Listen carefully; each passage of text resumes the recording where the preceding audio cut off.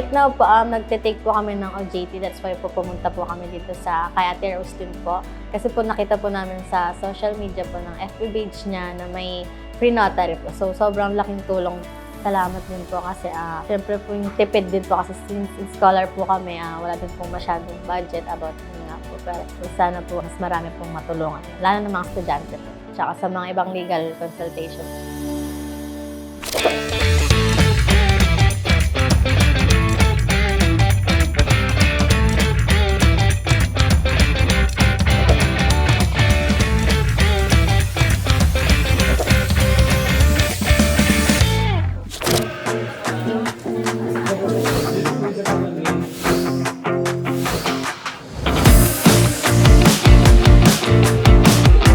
Ngayon lang po ako nakapagpa-check up kasi wala nga po akong pera. Malaking bagay po sa aming mga tricycle rider kasi wala nga pong mga ganitong mga libreng check up.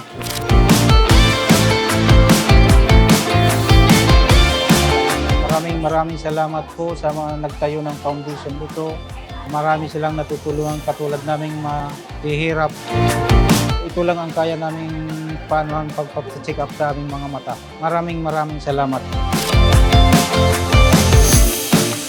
Alam po nyo, sa panahon ngayon na maraming nangangailangan, nagkakaproblema, walang matakbuhan. Mabuti nga po't naisipan nito na ibaba dito sa atin itong mga ganitong tulong, lalo na yung mga nangangailangan ng salamin. Dito po sa District 5, halos naiikot na po niya lahat para tumulong.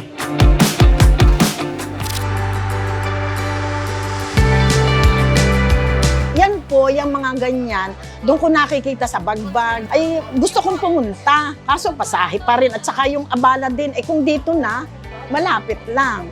Ate Roslyn, ako po ay nagpapasalamat sa iyo.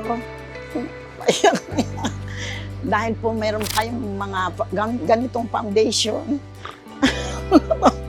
Ay, ako po ay nagpapasalamat dahil ang mga tao po, ng mga taga rito sa Phase 8 ay natutulungan mo.